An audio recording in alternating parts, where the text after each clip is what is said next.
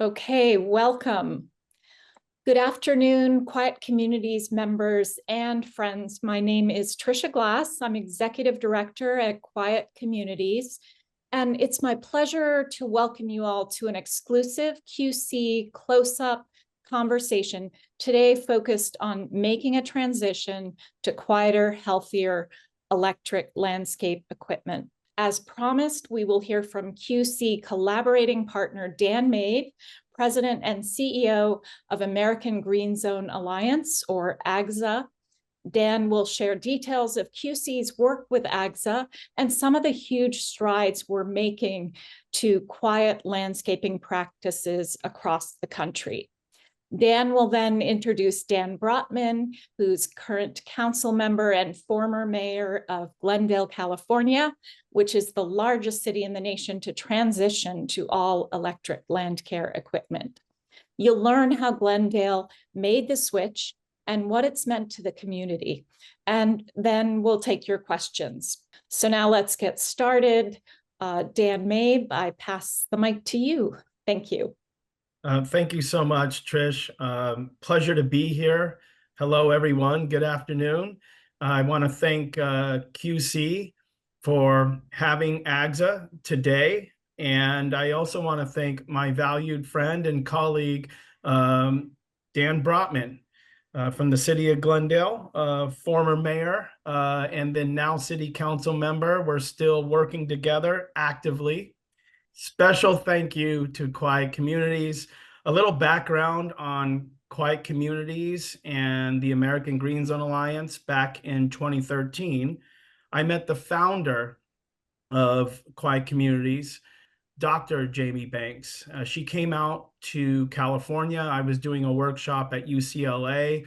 And what I really appreciate about Jamie is she really wanted to look for solutions. Her solution wasn't creating a website that just really gave the negatives and the complaining, which is all relevant because it's a very challenging situation with the noise, the pollution. But she really sought that solution. We were able to have a meeting of the minds when she came out, and we've been actively working together since 2013 and have accomplished some big things. She has been in Quiet Communities, continues to be supportive and active in AGZA Green Zone certification and other endeavors. The American Green Zone Alliance, who are we? A leader in low-impact grounds maintenance strategies. Our mission is to help transition our industry to quieter, more sustainable practices. I want to stress prudently, equitably, fairly to industry. Applications are all commercial operations, whether it be institutional, private sector settings, high volume, small companies, and sole proprietors. It applies to all of them. We achieved this in 3 different ways. When we had the epiphany of AGZA Green Zone certification, we realized that this industry needed a structure and a pathway to achieve these goals with benchmarks. And that's why we created the AGZA Green Zone certification. That's property transition. We did that with Dan at the city of Glendale and others. Number 2 is workforce training. This is a certificate education course that helps the frontline workers, the tool users.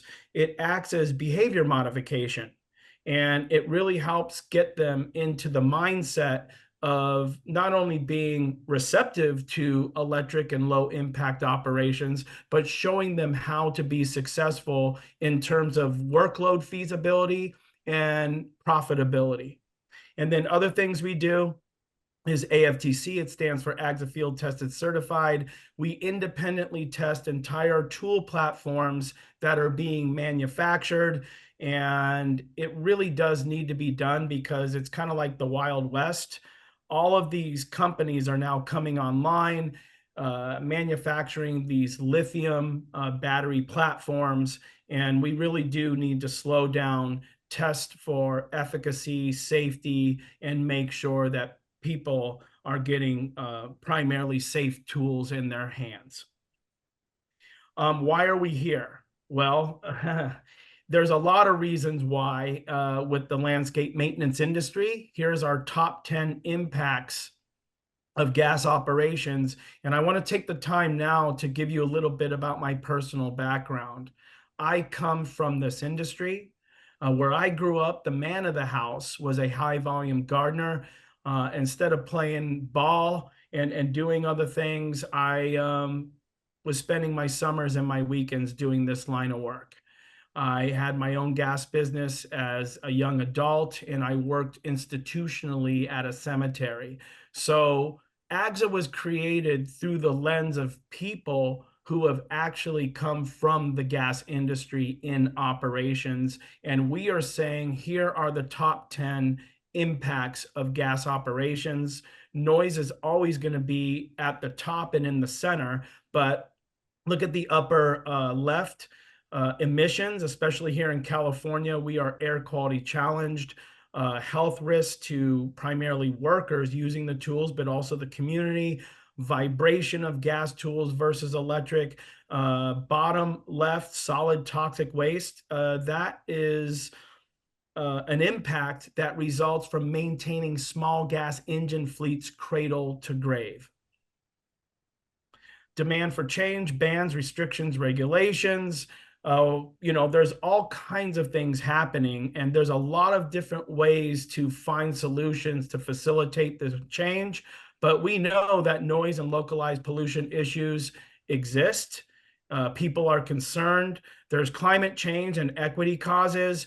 And now we have well-organized groups nationally that really want to see some type of change. And this kind of just gives that snapshot of how it's sweeping the entire country, if you will. So just with that being said, AGZA takes more of a supportive and carrot approach to this. We really don't like to see the industry demonized.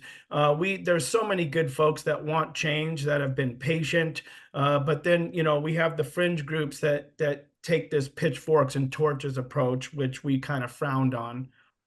And we don't like to see the industry demonized and the workers demonized, because a lot of them really don't understand just how impactful they are to a community, and they're just out there trying to beautify our neighborhoods and earn a living for their families.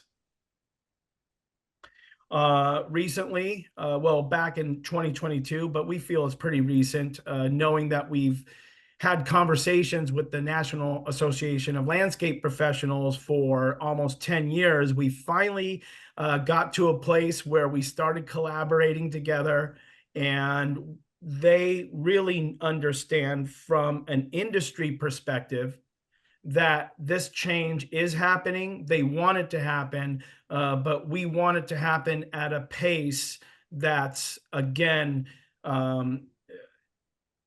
the industry can handle it and they can remain profitable while they transition. Legislative activities. This is just one example. Nationally, I am on personal calls, public calls and meetings with legislators all over the country. And basically they're asking AGZA, what is actually possible?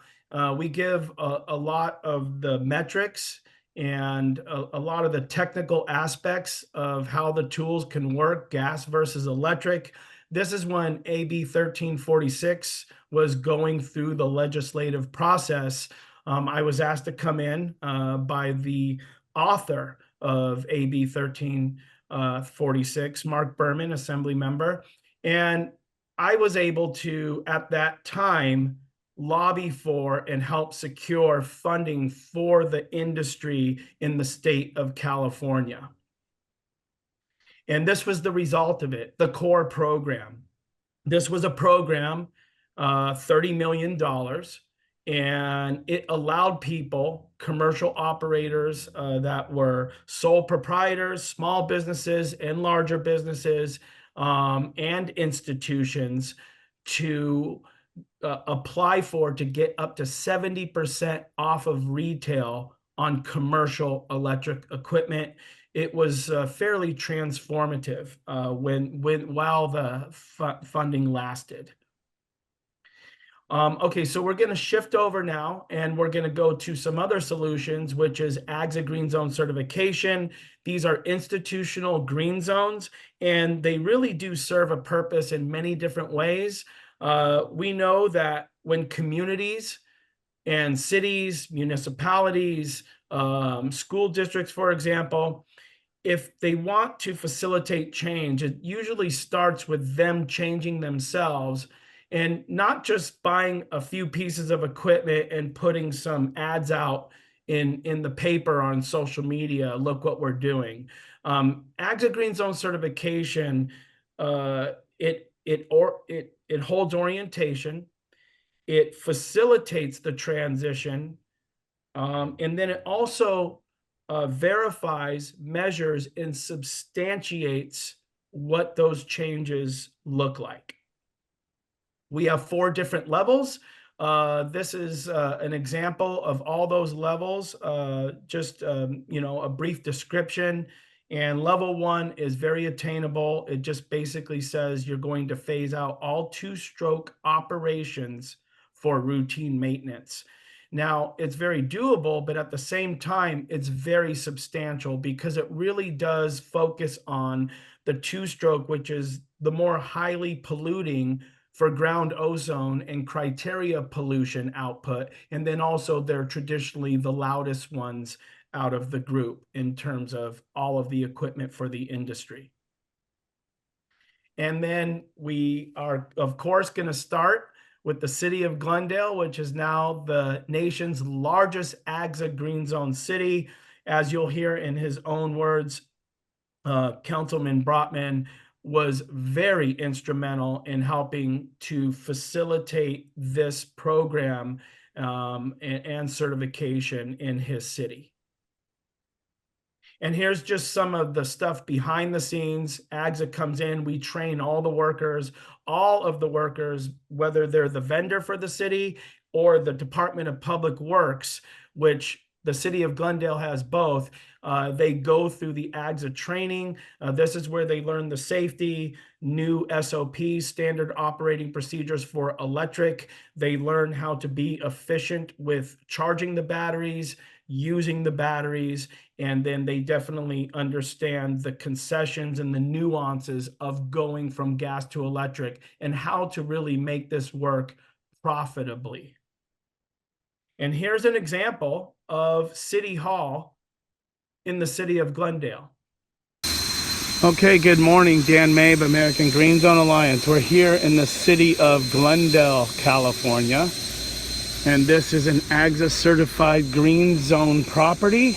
It's the City Hall.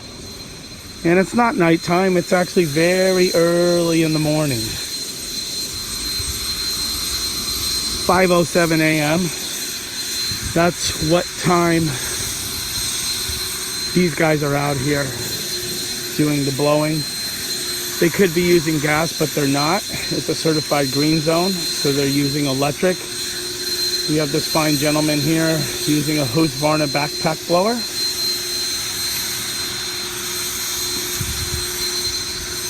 And he is very happy with it so far.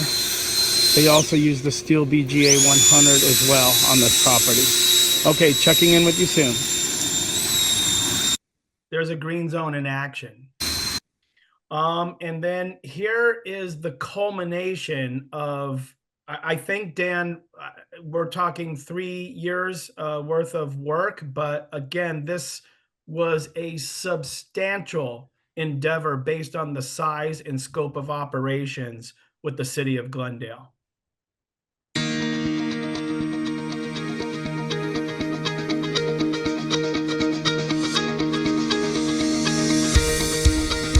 Here we are today to celebrate the city of Glendale as an entire green zone city, also the largest municipal AGZA green zone city in the United States. Thank you so much. I remember you coming in with Michael Cacciati from the AQMD, and you were demonstrating these electric blowers. And I love the part, which is you put the blower right towards Michael's full head of hair, and it was blowing around to show us that this stuff is actually really powerful, but also actually very quiet. One other thing is I remember talking to you and I say, I want to ban leaf blowers in Glendale. And you said, wait. Let's do it a step at a time. Let's walk the walk, not just talk the talk. Let's prove that this works, and then we can roll it out to the community. That was the best advice I got. So we did it ourselves. As you can see, we're doing it on a big scale. Now we have credibility when we go out to tell people that this could be done. Thank you for that, Dan. Very well said. Amazing. So there are level twos. The city of South Pasadena, they did their green zone certification back in 2015. And because of time, I'm going to just kind of go through these just to let everybody know these green zone ceremonies attract members of Congress, state senators, and assembly people, mayor, city council. And we're going to tie this in at the end of how this led to the state of California really securing this large funding mechanism for the industry. Well, we've done golf courses, universities. This is USC, LA Unified School District, our biggest green zone certification to date. We'll be publishing this soon. Just a massive endeavor. What you see here on a map, basically there's almost 30 cities that encompass the entire district. Here's just a snapshot of how many gas tools were replaced in this one. Over 2,000 gas tools successfully replaced, and this is working. Green zone certification map. We're hoping to fill those in other states. And then all of this is substantiated. This is a snapshot of ELF, Environmental Landscape Footprint. My colleague Jamie Banks developed this for AGZA so we can measure all of the metrics from the before and after, if you will. And then it's compounded each year. Okay, so we're going to get through the next few slides and get over to Dan. Here's some situations where there's no solutions, no training, and no resources.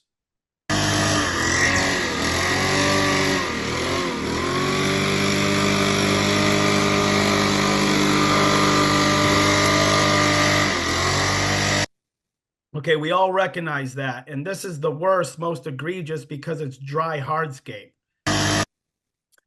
Here's a situation where there's fall conditions where battery is just going to simply be futile.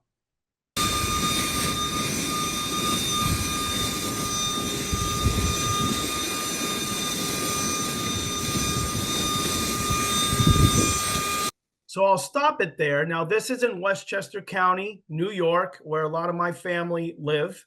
And, you know, we had to use 4 of these backpack batteries that retailed for $1,800 each.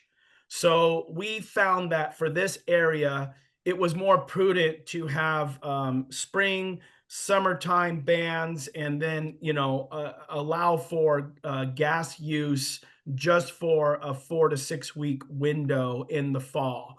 But of course, you don't have to do this. A lot of the homeowners, we were surprised, still want this done. We were just like, okay, let's look at the best practice alternative. Why don't we just leave those leaves? Okay, tying back to core. When we did all of these high profile green zone certifications, we were put on the radar with all the legislators.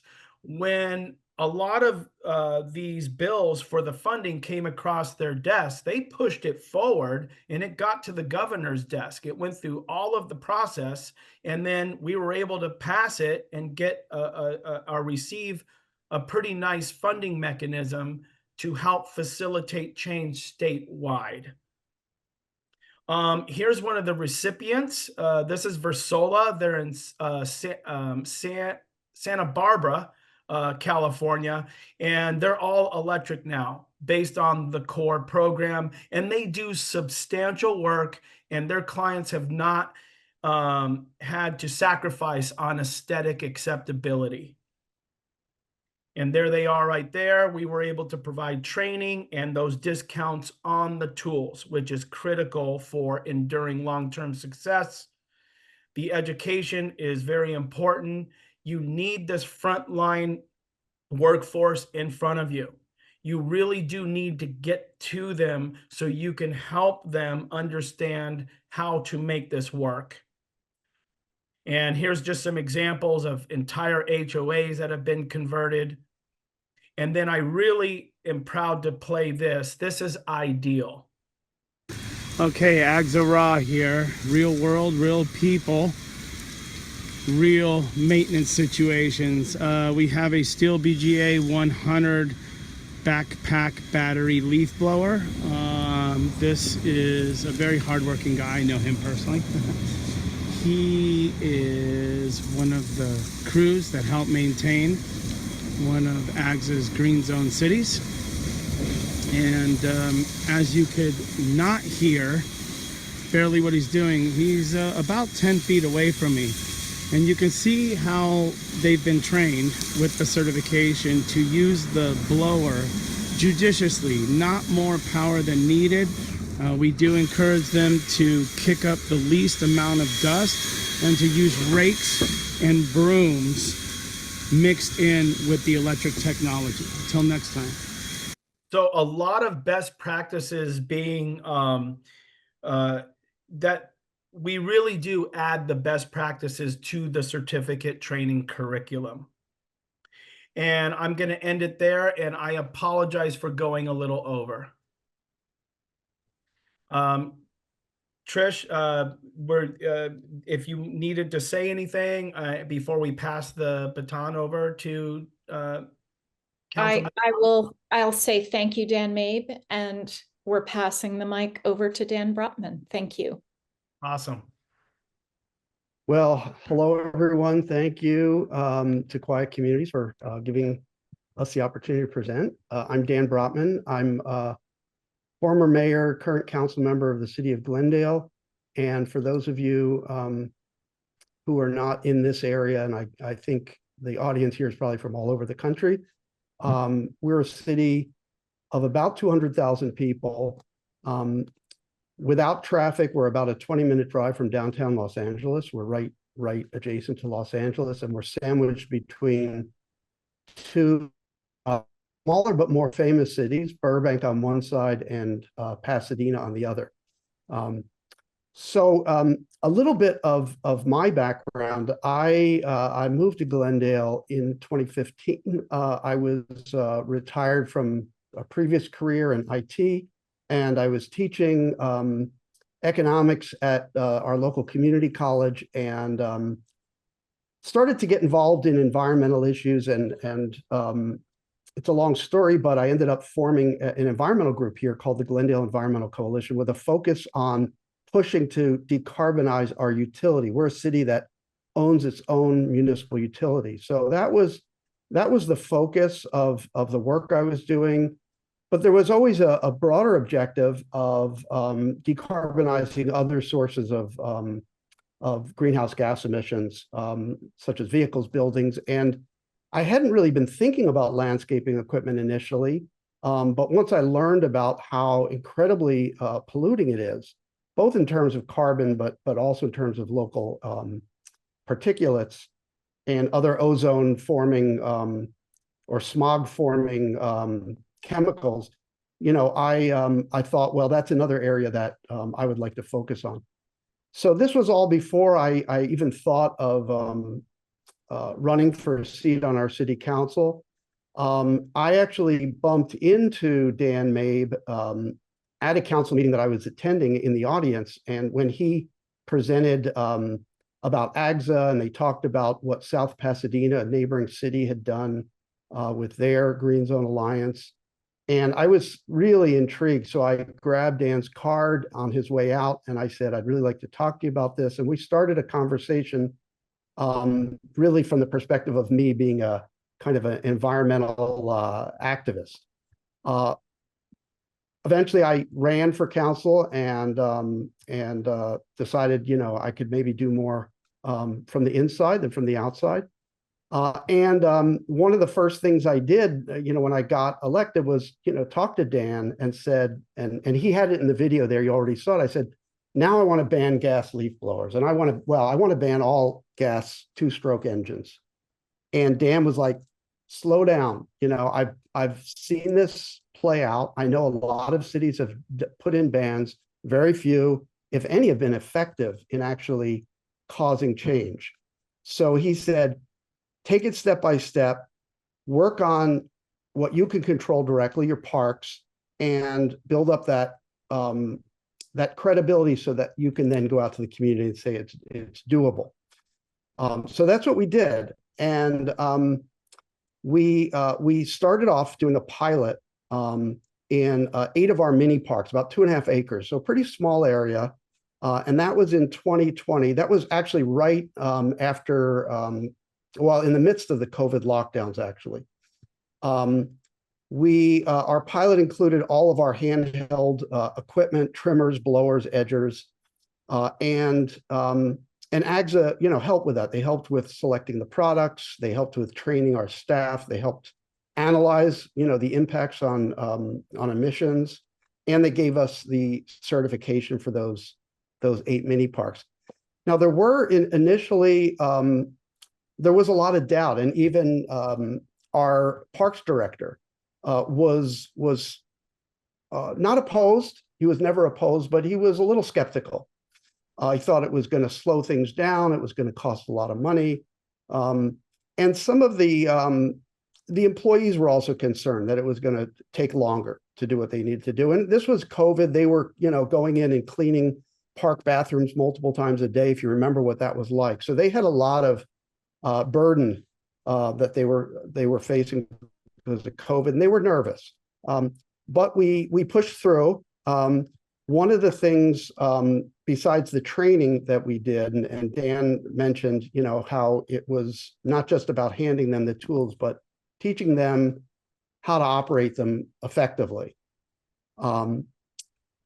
The other thing that we came across was that we needed to upgrade storage sheds that we have, because we needed a place to put, we needed a place to charge the batteries, of course, and that meant air conditioning in small spaces that didn't have air conditioning, and it also meant upgrading electrical. So we had to do a bit of work to make that happen, but we did it, and I think it was pretty smooth. At least from my perspective, I wasn't there really on the ground day to day, so it seemed to me pretty smooth. Then we decided, we wanted to roll this out now across the rest of our parks and facilities, which is, we've got about 47 different parks and facilities, about 286 acres altogether. We wanted to wait until there was some funding available, and we knew funding was coming through the Air Quality Management District that regulates air quality in our area. As you probably know, Southern California, the Los Angeles area, has some of the worst air quality in the country. I think we're one of the largest, most significant non-attainment areas for EPA. So very important here, and so there is funding available. I don't know if this is the case elsewhere, but I know that there was funding available, and we were able to take advantage of that to cut the cost about 30%. It cost us at the end around $250,000 to do our entire set of parks, and that was about 20,000 was upgrades. I mentioned earlier we had to do some electrical and cooling upgrades. Most of that was the equipment, so that was about 200,000. We saved about 100,000. It would have been about 350 had it not been for those rebates. Now, the question of, and I asked our parks director just the other day, how is it working on the ground? And he said it does take a little bit longer. What might have taken 15 minutes to do is now 20 or maybe 25 minutes. But one interesting thing he told me, which I had not anticipated, is he said they're seeing, in a very short period of time, they're seeing less absenteeism among staff. Staff is taking off less time with fewer complaints around, hearing and respiratory issues. And I was surprised because I thought these things are more cumulative and it would be over a longer period of time that we might notice these health benefits. But apparently it's been very immediate. So that kind of, to a certain extent, that offsets the inefficiencies or the relative inefficiency of the electric equipment compared to gas.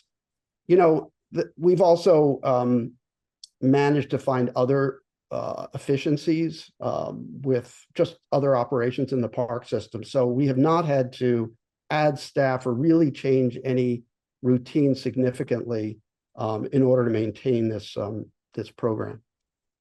From a financial point of view, clearly there was some expense up front, but we save on fuel costs.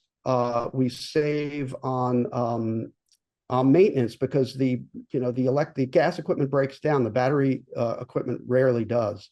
So we have not done a full life cycle analysis to say, how many years of operating electrical equipment does it take to break even? I actually asked if we could do that because I'm interested in that, but there is an upfront cost. There are, life cycle savings, and maybe Dan knows how that plays out. So anyway, that's where we are. It's all handheld equipment right now. We are looking at the next stage, and I know that we tried a small ride-on mower that our parks staff really enjoyed. But my understanding is the technology may not be there yet for the larger mowers that we would need for some of our bigger park spaces. So I did ask, are there any areas where you're seeing this be a challenge? And there is one area, and that is brush clearance. We have a lot of hills, and in the summer we have to, or in the spring, we have to go up and clear the brush, because we want to prevent fires. And we actually have a program where we have kids. It's the Glendale Youth Alliance. The kids go up and do that, and we supply them with the equipment. So for that, they're climbing up a hill, they're clearing brush, their batteries, run out. They got to go back down and pick up new batteries and then go back up the hill. So it is definitely more difficult for them. They're doing it, but it is taking more time. So I don't want to underestimate, that there may be particular applications that this is going to be more of a challenge. Dan mentioned, the leaves on the East Coast in the fall being a special challenge. Anyway, that is basically what we did. And one thing you'll probably notice in everything I said is that my focus going into this was not about noise. It was all about air quality. It was all about climate. But what I've seen in the community is noise actually is a thing that gets people interested in this. And so when we went and we decided to implement a community-wide ban on leaf blowers, which we did put into effect, we passed that ordinance about 6 months ago. It just went into effect at the beginning of September, as far as enforcement goes. But the popularity of that, it's just so interesting, is really about noise. That's what drives the interest there. Anyway, that's where we are. This community-wide ban is just kind of come in to play, so it's really hard to say how it's going to work. But we are, at Dan's urging, we are taking a education approach, not a pitchfork approach. So we are going out, and I'm hoping we can get AGZA to run a program for us where we look for hot spots around the city where we know that there's gardening, maybe there's been some complaints, and there's gas gardening, and have people from Dan's team go out and talk to the gardeners, because they can talk their lingo and explain to them, what the opportunities are, and actually let them test out some equipment, which is pretty cool. The last thing I'll say is, we decided when we made some decisions about enforcement, that the enforcement would be to property owners, not to the gardeners themselves. Again, we don't want to demonize the gardeners. They're just trying to make a living. It's really the property owners that hire the gardeners that should take responsibility. So although we haven't started citing, and I think it'll be a while before we start actually citing people, that's where we want the focus of the enforcement ultimately to be, because we want this to be a collaborative thing, and we think that that's what it's going to take to be successful ultimately. So that's pretty much wraps up what I have to say. If I'll just turn it back to whoever is taking it. Yes. So Dan, thank you so much. That, adds a lot of insight for those of us who live in communities where we're challenged, by even getting started. So I guess a question that I see popping up in the chat, I'm open, if people want to raise hands, that's fine, but otherwise I'll just begin. Dan, Mabe, how would you suggest someone in a community get started, with the process? What's the best first step? No, thank you for that. Just before I answer that, thank you, Dan, for coming on and really explaining in your own words the process in the city of Glendale. Getting started, just start doing some basic research. You have to understand what region of the country you're in and how realistic the change can be. As Dan mentioned, there's certain specific workloads that are more challenging for this. So if you're in the Northeast, I know there's some ambitions to have year-round bans on gas. Just so you know, that is very tough on industry. And we're just talking about the X's and the O's. If that is going to be proposed, just make sure that you're really trying to, as much of the research you're doing about the negative impacts, have that same fervor to find solutions and resources and mechanisms that could help support industry, because we know historically the EV industry and the solar industries have been supported to the tune of billions of dollars. And what we have received for our industry is a drop in the bucket. And we really do need everyone looking for those solutions and those resources as well. And then again, if you're a city council member, if you're in public works, maybe you might want to facilitate change first in your own operations, so you can truly say, do as I do, not as I say. And Dan Brotman, a question for you. You said that the transition cost $250,000 approximately. Right. Where did that funding, I think you mentioned it in part, but could you just give us a few bullet points of sort of how you went about arriving, having the funds to do that?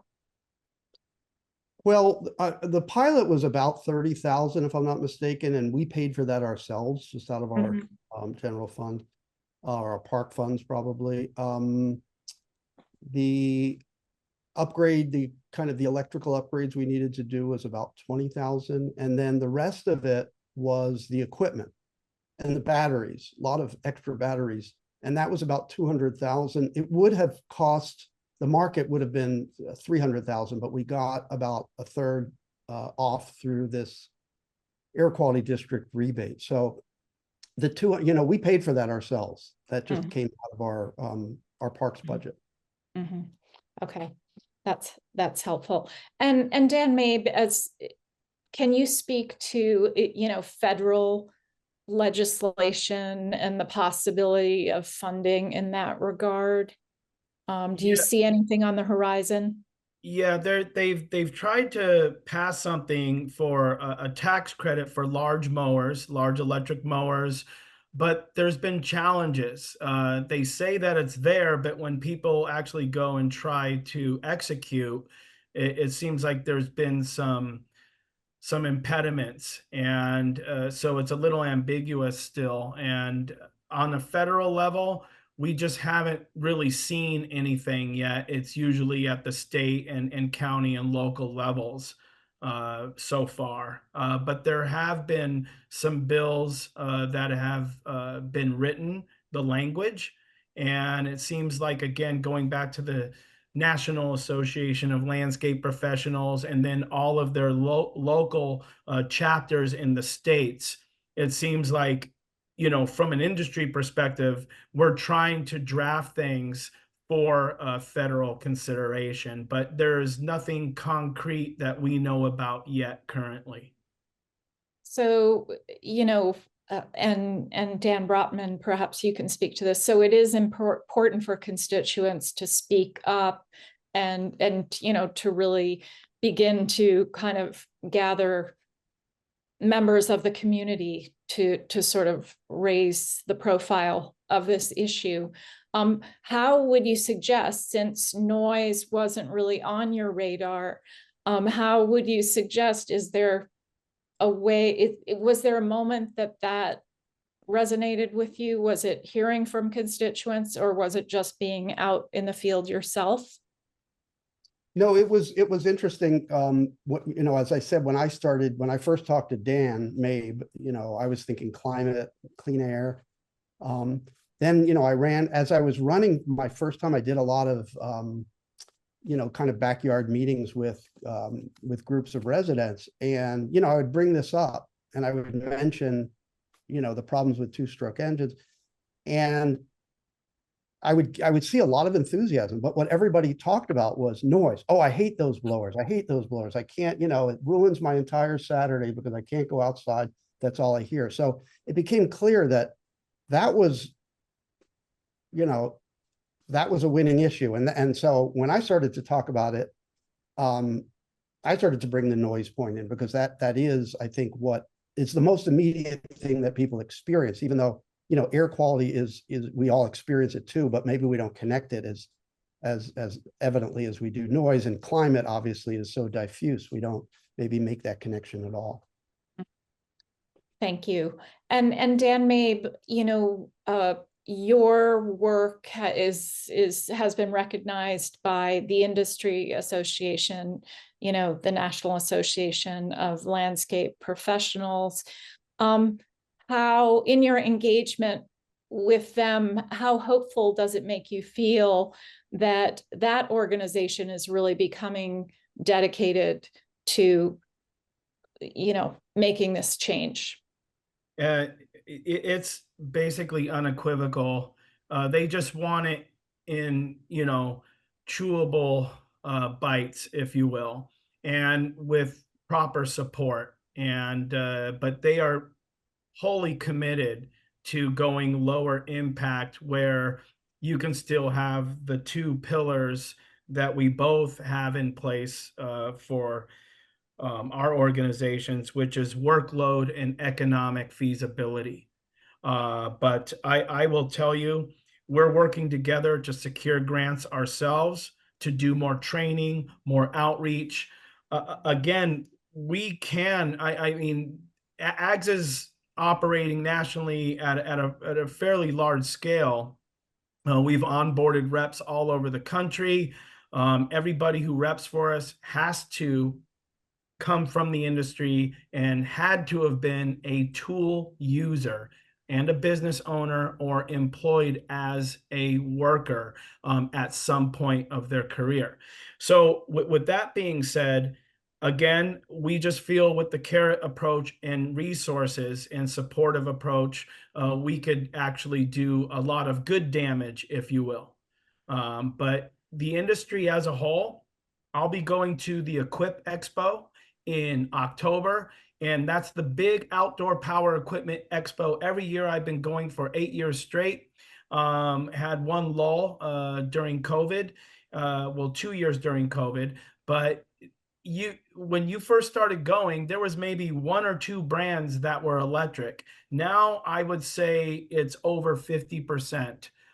They either are electric or they have a full platform of electric that pairs with their gas technology. So it is really moving in the right direction.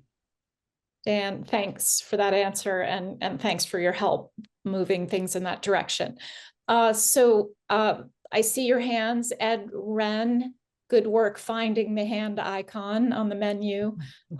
So if you could just unmute and ask Yeah, this is a kind of a related area, which is decreasing the use of diesel and gasoline powered equipment in agriculture and forestry. I know they have electric powered chainsaws, for example, and I think most of the potential would be in just switching to regenerative farming that just doesn't require all the equipment. Thank you for that thoughtful comment. Agree. Mm-hmm. And Neil Dunnenfeld. Thank you, Trish. Welcome. I wanted to pursue a little bit more about the channels of distribution and the success that I've seen in the marketplace. For example, at big box stores, when I go into a Walmart or a Lowe's or a Home Depot, the facings that are available now for purchase in this space are, I'm going to guess, about 80% electric, and it's getting difficult to find a 2-stroke or a 4-stroke product. This is relevant for other QC initiatives, for example, the Quiet Streets initiative with illegally modified motorcycle mufflers. Dan, can you talk a little bit about how the distribution channels have been influenced and how this came about, where the products that are now available at stores are primarily electric? Yeah, absolutely. It's just like it kind of parallels and reflects what we see at the Equip Expo. I would say 6, 7 years ago, even 5 years ago, you would walk into a big box. They would either have more gas and some electric or 50-50, but you're right. It's reached that precipice where it's mostly electric and the gas is the outlier. And that is because the technology has improved so much. For residential or prosumer level use, the adoption, I believe, nationwide is, I'm going to say this conservatively, is probably higher, but 75%. And that's because the cost has come down on these electric platforms, and it's just so much easier and more simpler, and it's inherently safer. We do have that occasional lithium fire in a garage. I'm not even going to say occasional. It's not occasional. I take that back. It's very rare, but the equipment has become safer. It's become more reliable, and the cost has come down over time. And that's why I think you're seeing what reflects is on the shelves, because there is a demand for the electric now. More of a demand at the prosumer residential level. For commercial, it's a different story. I mean, we're scratching the surface with the commercial sector as far as battery electric goes. Hey, can I Thank you jump and in? congratulations. Thank Sorry, you. could I just jump in for a second? Yeah. Yes. And maybe Dan, you can talk about this. I know the legislation that was passed a couple of years ago in California that's phasing out the sale of new gas-powered 2-stroke engines. That and you know more than I do about exactly how this is being phased in, but I know in the next few years, we're not going to be able to buy gas equipment in any of the stores here. And that may be propelling some of them, maybe the industry, to start moving faster. Is there anything, do you think that's contributing to this change? I do. I think, and again, I'm a big believer in what's right for California. I'm not going to say is a simple cut and paste for the rest of the country. I just want to preference before I answer, because we are very air quality challenged. And so with that being said, we needed to act.